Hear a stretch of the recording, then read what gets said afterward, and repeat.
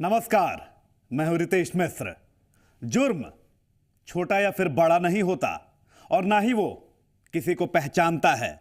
जुर्म छोड़ जाता है चंद निशानियां, बर्बादी के फसाने और गम के आंसू। तो आज बात होगी जुर्म के कुछ ऐसे ही दास्तान की जिसे देखकर आपके भी रोंगटे खड़े हो जाएंगे। आज दिखाएंगे उन जालिमों की खबर जिन्होंने दो मासूमों को सुला दिया मौत की नींद। बात होगी उन लुटेरों की जो लूट के बाद पीड़ित की पत्नी का किडनैप कर लेते हैं। बात होगी सुरक्षा की भी, जहां ना चाहते हुए भी पासपोर्ट बनकर घर पहुंच जाता है। और दिखाएंगे चाय और कुल्हाड़ी का क्या है संबंध। तो चलिए शुरू करते हैं पुरवैया क्राइम स्पेशल।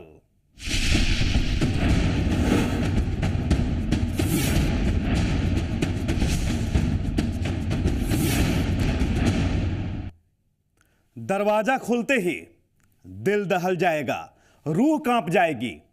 घर के अंदर का मंजर दिल को झकझोर देगा। यह एक ऐसा जुर्म है जिसने हर किसी को हिलाकर रख दिया। आप भी जब इस गुनाह को देखेंगे तो फिर हैरान रह जाएंगे।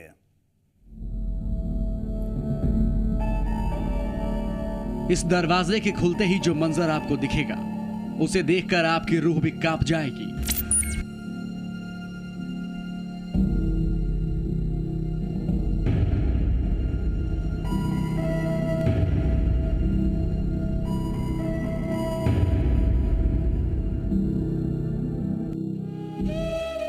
ये जले हुए आशियाने के बचे हुए राख हैं।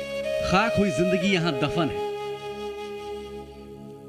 इन राखों के ढेर के नीचे दफन हो गए दो बचपन, वो बचपन जिनके खिलखिलाने की आवाज से कभी ये घर गुलजार हुआ करता था।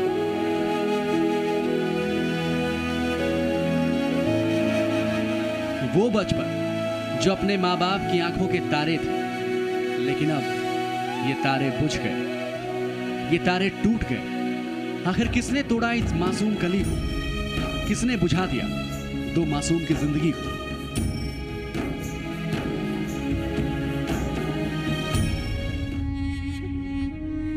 कटिहार जिले के बारसोई अनुमंडल में है बलरामपुर थाना।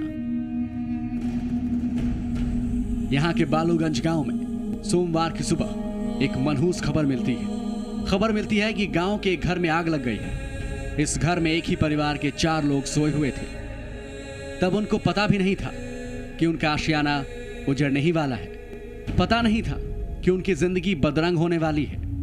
पता नहीं था कि दुनिया बिखरने वाली है। इन चारों के घर में सोने के दौरान ही इस घर में आग लग जाती है। बताया जा रहा है कि यह आग घर के पीछे की खिड़की से लगी। गांव वाले इसे आपसी रंजिश का मामला करार दे रहे हैं। वो मेरा भाई जो है चिल्लाने लगे, तब मेरे पत्नी उठे तो उनका भी केवाड़ी जो खोल रहे हैं तो उनका भी केवाड़ी बंद है। तब बाहर से बंद था छिटकिनी, और जो उनका भी छिटकिनी बंद था, और भी रूम का जो है सब छिटकिनी बंद था। बाहर से छिटकिनी लगा के तब आग लगाया गया था पीछे से खिड़की की तरफ से। हाँ, उसके बाद जब मेरा पत्नी जब चिल्लाने लगा तो फिर कुछ लोग उठे जागे और ये केवाड़ अपना को हिला करके जो है नट जो है केवाड़ी का वो निकल गया, तो वो छिटकिनी मेरा सरक गया, तो वो केवाड़ी खुल गया। उन जालिमों को जरा भी दया नहीं आई। इस आगजनी में 2 मासूम बच्चों की जलकर मौत हो गई। 5 साल की दीपिका और 3 साल के अभिषेक इस दुनिया में नहीं रहे। दोनों मौत की आगोश में सो गए। जालिमों की भेंट चढ़ गए। दोनों के माता पिता भी जख्मी हो गए। गुड्डू बोसाक और नीलम देवी को बेहतर इलाज के लिए सिलीगुड़ी रेफर किया गया है। उसकी पत्नी नीलम देवी और उनके 2 बच्चे दीपिका और अभिषेक सोए हुए थे। तो ऐसा कयास लगाया जा रहा है कि किसी ने आग से जलाने का प्रयास किया, फलता पूरी घर में आग लग गई और बाहर से सिक्कड़ लगाया हुआ था। दोनों बच्चे दम घुटने से उनके स्पॉट डेथ हो गई। 5 साल और 3 साल के थे, बेटा और बेटी, और 2 की स्थिति गंभीर हालत में सिलीगुड़ी अस्पताल में भेज दिया गया। वहाँ उनकी ट्रीटमेंट चल रही है। पति की स्थिति थोड़ी नाजुक है, इन पत्नी कंपैरेटिवली बेटर है। उन जालिमों ने एक परिवार की खुशियां खाक कर दी, एक परिवार की जिंदगी खाक कर दी। ये मामला चूंकि आग लगने का था, लिहाजा सरकारी मुआवजे की घोषणा भी कर दी गई। राज्य सरकार के मंत्री दुलाल चंद गोस्वामी भी मौके पर पहुंच गए, हालात का जायजा लिया और परिजनों को 1.5 लाख रुपए मुआवजे की घोषणा भी की।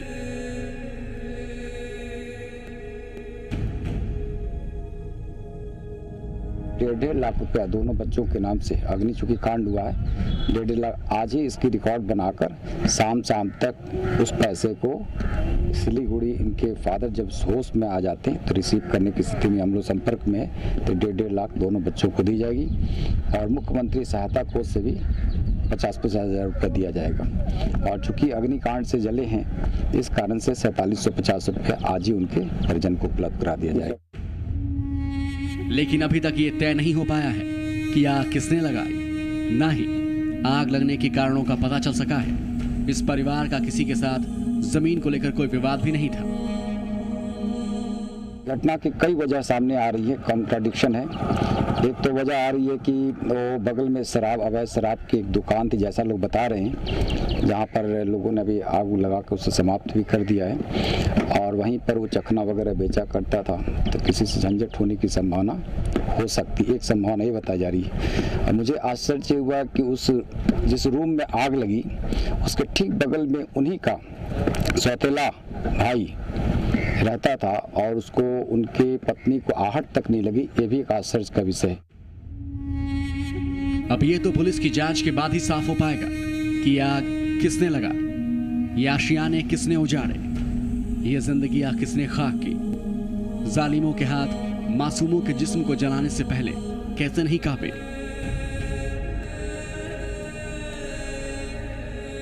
जहाँ तक घटनास्थल पे देखने से और वहाँ लोगों से बातचीत करने से ये पता चला कि जो इंजर्ड हैं काफ़ी सीधे साधे हैं और कुछ कचरी वचरी का दुकान वहाँ पर करते थे। कोई तत्कालिक विवाद के की बात वहाँ पर लोगों ने नहीं बताया है और इसमें हम लोग तफ्तीश कर रहे हैं, FIR उसमें दर्ज किया जा रहा है। कोई जो उसमें चश्मदीद नहीं है, ना ही किसी के द्वारा रीजन बताया जा रहा है किससे किसी का विवाद चल रहा हो, ना इनके पास कोई ज़मीन वैसी है, छोटा मोटा काम करते थे। तो इसमें अनुसंधान के बाद ही इसमें क्लियर हो पाएगा कि किसके द्वारा कारित किया गया।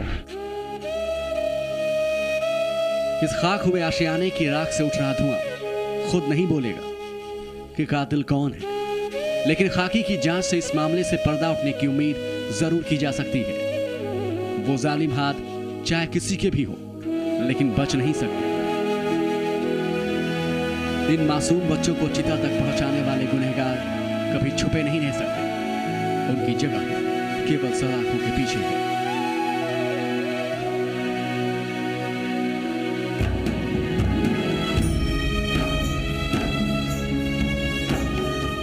Rajiv Ranjan, C media, Katihar.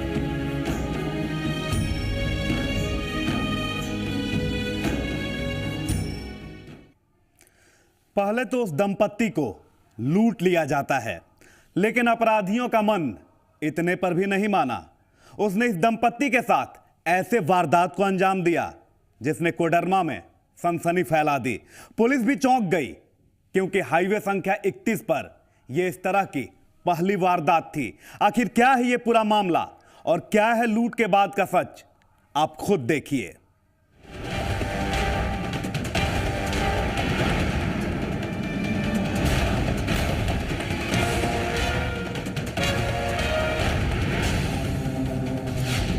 NH पर सावधान, एनएच पर चलने में डर लगता है। वारदातों वाला एनएच 31, इस हाईवे पर चलने में डर लगता है। अगर आप भी इस हाईवे से गुजरते हैं तो हो जाए सावधान, क्योंकि ये है वारदातों वाला नेशनल हाईवे 31। यहां से गुजरने के पहले कोई भी कई बार सोचेगा ये हाईवे गवाह है गुनाहों का। आज हम आपको दिखाने जा रहे हैं एक ऐसे गुनाह के बारे में जिसे सुनकर आप चौंक जाएंगे। इस वारदात के बाद कोडरमा जिले की पुलिस भी चौंक गई है। सभी को चौंकाने का गवाह बना है कि हाईवे 31 जुर्म की कई तरह की वारदात को देखने के बाद एक नए मामले ने इस हाईवे को सुर्खियों में ला दिया है। पुलिस के लिए भी मामला पहेली की तरह है। हम आपको पूरा मामला समझाते हैं। ये मामला है कोडरमा जिले का। सुबह का वक्त था, अंधेरा भी छटा भी नहीं था। कोडरमा रेलवे स्टेशन पर चकाचौंध थी। मुंबई से आने वाली मुंबई रांची एक्सप्रेस कोडरमा स्टेशन पर पहुंच चुकी थी। इस ट्रेन से एक दंपति कोडरमा स्टेशन पर उतरता है। वो अपने घर जाने के लिए स्टेशन से बाहर निकलता है। उसके साथ उसका बेटा भी था।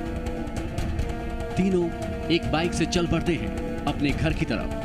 तभी बोलेरो गाड़ी से कुछ लोग आते हैं। तीनों को जबरदस्ती बोलेरो गाड़ी में बिठा लेते हैं। इसके बाद गाड़ी में ही इन सभी के साथ लूटपाट की जाती है। लूटपाट के बाद बेटे और बाप को गाड़ी से उतार दिया जाता है। पूरा हम लोग को तीनों को एक साथ अंदर डाला। फिर बाद में हम लोग को दबोचा, यहाँ ऐसे मुँह रखा एक फिर बाद में हमें हमारा पूरा पैसा से ले लिया। फिर बाद में हम लोग को एकदम दूर लेके जाके एक जगह पे जंगल के बीचों बीच में हम लोग को छोड़ दिए। मेरा डैडी फिर हम लोग को एक आदमी मिला, उसने हमारी मदद करके हमें किसी गाँव में पहुँचा। फिर हम वहाँ से कॉल करके हम यहाँ पर आ सकते। इसके बाद अपराधी महिला का अपहरण कर लेते हैं। उसे गाड़ी में बिठाकर ही अपराधी फरार हो जाते हैं। बाप और बेटे लाचार देखते रह जाते हैं। मामले की जानकारी पुलिस को मिलती है। पुलिस भी मौके पर पहुंचती है, लेकिन लूटपाट के बाद किडनैपिंग की ऐसी वारदात को देखकर वो भी चौंक जाती है। अपराधियों की धरपकड़ के लिए फिलहाल पुलिस छापेमारी कर रही है। तो जानकारी मात्र इतना ही है कि एक महिला अपने हस्बैंड और एक बच्चा के साथ में गाड़ी से उतरे। कुछ और थे, कुछ लोग टेम्पू पर बैठे और एक हस्बैंड, वाइफ और एक बच्चा, ये दोनों अपना जो है बिशनपुर तरफ के लिए। तो पीछे से एक बोलेरो आई है, ठोकर मारा है और उसके बाद में बच्चा तीनों को बैठा करके ले गया है गुंडा चौपारण थाना क्षेत्र में। और वहीं हस्बैंड को और बच्चे को, जो बच्चा है उसको उतार दिया है। महिला को कहीं लेकर के गया है। हम लोग प्रयास कर रहे हैं। पुलिस मोबाइल लोकेशन के आधार पर छापेमारी कर रही है, लेकिन इतना जरूर है कि पुलिस भी अंधेरे में ही तीर चला रही है। हालांकि जिले में यह अपनी तरह का पहला मामला है, लिहाजा इस घटना ने सभी को चौंका दिया है। पुलिस की टीम कई इलाकों में छापेमारी कर रही है। इस घटना के बाद हाईवे से गुजरने पर डर लगना लाजमी है। गजेंद्र बिहारी, जी मीडिया, कोडरमा। और किसने किया रिश्तों का कत्ल, दिखाएंगे ये भी, लेकिन एक छोटे से ब्रेक के बाद।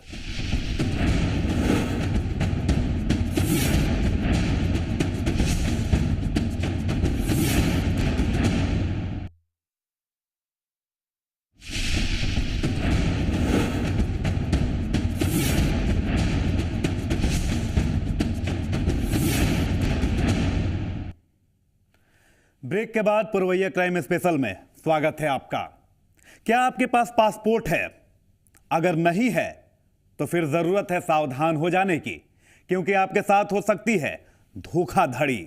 आपने कभी खुद के पासपोर्ट के लिए अप्लाई भी नहीं किया हो, लेकिन आपके नाम का पासपोर्ट बनकर आपके पते पर भी भेज दिया जा सकता है। जी हां, बिल्कुल सही सुना आपने। आप खुद देखिए ये चौंकाने वाली रिपोर्ट। आपके साथ भी हो सकता है धोखा। सुरक्षा के लिए एक बड़ी चुनौती। जिस देश में बैंक में अकाउंट आसानी से नहीं खुलता, जहां ड्राइविंग लाइसेंस के लिए महीनों चक्कर काटने पड़ते हैं, उसी देश में एक अजूबा सच भी सामने आया है। जी हां, बिल्कुल सही सुना आपने। पासपोर्ट जो हमारी नागरिकता की एक पहचान है, एक महत्वपूर्ण दस्तावेज है, वो अब बिना किसी आवेदन के भी बनने लगा है। दरअसल ये चौंकाने वाला मामला सामने आया है अररिया जिले के फॉरबिसगंज थाना इलाके से। यहां के मजुआ पंचायत के चौरा परवाहा गांव में ऐसा ही वाकया सामने आया है। गांव के ही मोहम्मद मजेबुल के नाम पर पासपोर्ट बन जाता है। मजेबुल पेशे से दर्जी हैं और उन्हें कभी भी पासपोर्ट की जरूरत महसूस नहीं हुई, लेकिन अचानक मजेबुल को पिछले 26 मार्च को डाक से एक लिफाफा मिलता है।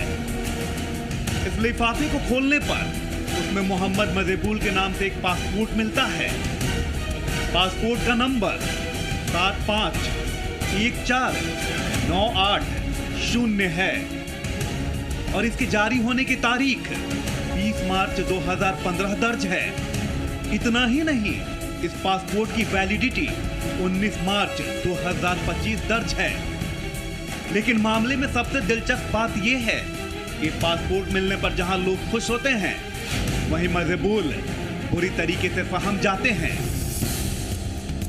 और उनके सहम जाने की वजह भी थी क्योंकि मजबूल ने कभी भी किसी पासपोर्ट के लिए अप्लाई किया ही नहीं था और ना ही कभी पासपोर्ट बनने के दौरान किसी प्रक्रिया में ही भाग लिया था। वहीं पासपोर्ट देखने पर उसका नाम, उसके पिता का नाम और पता तो बिल्कुल ठीक है, लेकिन फोटो किसी गुमनाम शख्स का है। हम सिलाई का काम करते हैं और मशीन भी रिपेयरिंग करते हैं। और उसके बाद हम काम से घर बाजार गए थे और उसके बाद जो है पासपोर्ट वाला यहाँ जो है पासपोर्ट अपने आप घर जो है आ गया है। ये ला करके दिया, डाकपियन ला करके दिया।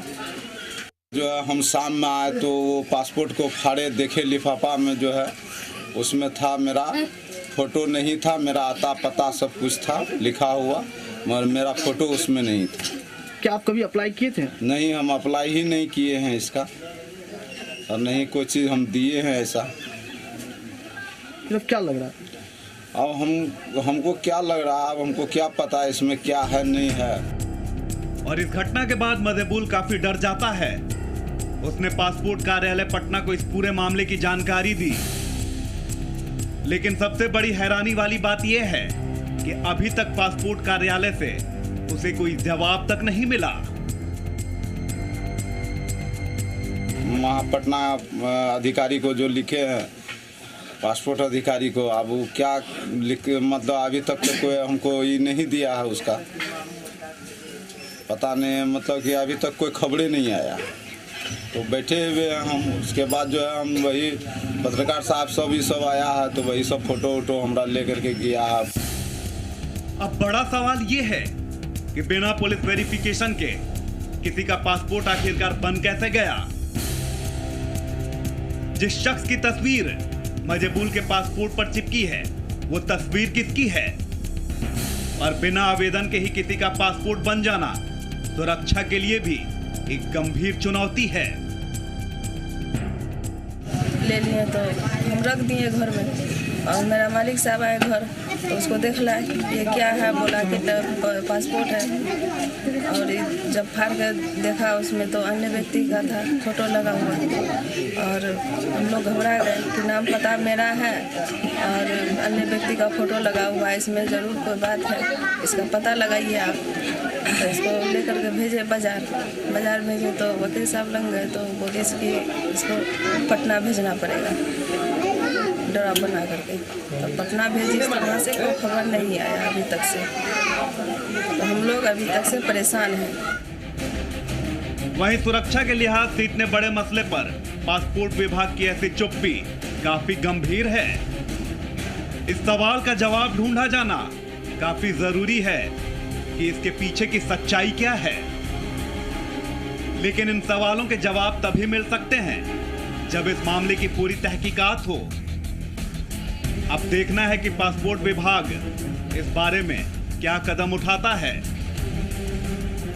कुमार नीतीश, ज़ी मीडिया, फॉरबिसगंज।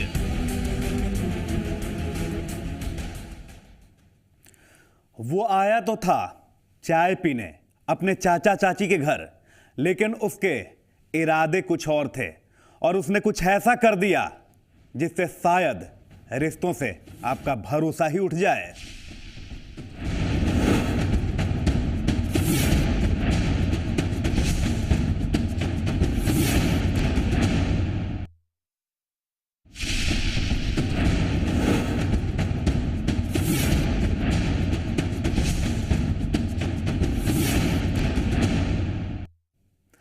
और अब बात करते हैं रिश्तों के कत्ल की। तो वो आया था अपने चाचा के घर चाय पीने, लेकिन उसके इरादे कुछ और ही थे।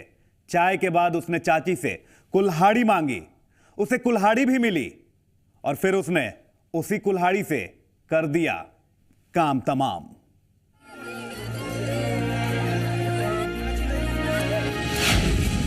कुल्हाड़ी से रिश्तों का कत्ल कर दिया। चाय और कुल्हाड़ी में क्या है रिश्ता? क्यों रिश्ते पर हावी हुआ जुर्म? सुपौल जिले के छातापुर थाना इलाके का लालगंज गांव, लेकिन ये गांव गवाह बना है खूनी खेल का। उस खूनी खेल का जिसने एक झटके में ही तबाह कर दिया इंसानी रिश्तों की मर्यादा को, तबाह कर दिया भरोसे को, तबाह कर दिया 3-3 जिंदगियों को। 2 जिंदगियां पूर्णिया के अस्पताल में पड़ी हुई जिंदगी और मौत के बीच झूल रही हैं, तो वहीं एक बुजुर्ग महिला अहिल्या देवी ने मौके पर ही अपना दम तोड़ दिया। लेकिन ये दर्द किसी गैर ने नहीं बल्कि अपने ने ही दे दिया है। एक हैवान भतीजे ने अपनी ही चाची को कुल्हाड़ी से काट डाला। उस हैवान के कारनामे यही नहीं थमे, उसने अपने ही रिश्ते की 2 और महिलाओं पर भी हमला बोला। दोनों महिलाओं का इलाज पूर्णिया में किया जा रहा है। दरअसल वो हैवान भतीजा घर आया था। उसने पहले तो सबके साथ चाय पी, इसके बाद पान मसाला भी खाया और तब कहा कि कुल्हाड़ी दो, लकड़ी काटने जाना है। लेकिन उसका इरादा लकड़ी काटने का था ही नहीं बल्कि इंसानी रिश्ते और जिंदगियां मिटाने का था। उसने हाथ में कुल्हाड़ी आते ही हमला कर दिया। ये मेरे चचेरा भाई गिरजानंद झा द्वारा उसके माने सुबह वो मेरे घर आया। मेरी माँ को कहा जो अनिल झा कहाँ अनिल कहाँ छे, तो माँ बोली जो कहीं गए हैं तो बस आ रहे हैं। बस मैं उसके बाद जब यहाँ आया तो माँ उनको पान खिलाए। उसके बाद हम भी माने बगल में कहीं बाड़ी झाड़ी में कोई काम करने लगे।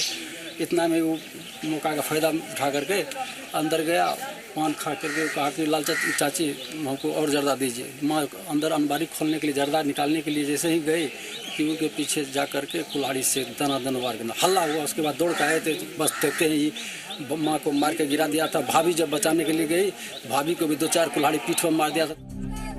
इस हमले में अहिल्या देवी की मौके पर ही मौत हो गई। बाकी के 2 लोग गंभीर रूप से घायल हो गए हैं। वहीं अपने भतीजे का यह रूप देखकर लोग दंग रह गए और परिवार के लोगों ने हल्ला मचाना शुरू कर दिया।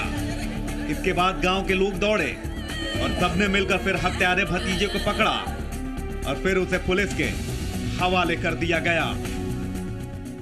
ऐसी घटना तो कई, मैं समझता हूँ कि भारतवर्ष में कई घटना घटी ही नहीं होगी इससे पूर्व। कभी आशा भी नहीं कर सकते कि एक भतीजा अपने चाची को कुल्हाड़ी से मार दे, भाभी को मार दे, पूरे परिवार को खत्म करने का इरादा लेके घर में घुस के चाय पान करे अपने चाची के साथ और सारे परिवार को सुला दे। इससे बड़ी हैवानियत की बात भारतवर्ष या विश्व में कहीं देखा नहीं जा सकता। मृतक अहिल्या देवी के बेटे अनिल कुमार ने हत्या का मामला दर्ज करा दिया है। वहीं इस मामले में आरोपी को पुलिस ने जेल भेज दिया है। गिरजानंद झा द्वारा अपनी चाची एवं भाभी को आपसी कलह के कारण कुल्हाड़ी से मारकर जख्मी कर दिया गया था। इसमें एक की मृत्यु हो गई, उनकी चाची की अहिल्या देवी की, और अन्य 2 का इलाज चल रहा है। और पुलिस द्वारा त्वरित कार्रवाई करते हुए अभियुक्त गिरजानंद झा को गिरफ्तार कर माननीय न्यायालय भेज दिया गया है। लेकिन इस वारदात ने एक बार फिर इंसानी रिश्तों को शर्मसार कर दिया है। सूत्रों की अगर माने तो ये जमीन से जुड़े विवाद का मामला हो सकता है। जमीन विवाद के कारण ही भतीजे ने अपने रिश्तेदारों पर कुल्हाड़ी से हमला कर दिया। अब तो पुलिस के जांच में ही ये सामने आ पाएगा कि इस गुनाह के पीछे की असल वजह क्या है। लेकिन इतना तो तय है कि इस गुनाह ने रिश्तों को भी मिटाने की कोशिश की है। सुपौल से मोहन प्रकाश के साथ पूर्णिया से मनोज कुमार की रिपोर्ट, जी मीडिया। और इसी के साथ जुर्म के दुनिया की खबरों में आज बस इतना ही। लेकिन आप रहिए सावधान और बाखबर, क्योंकि जुर्म कहीं भी हो सकता है और कभी भी हो सकता है। जुर्म की ताजा खबरों के साथ कल फिर होगी मुलाकात। तब तक के लिए नमस्कार।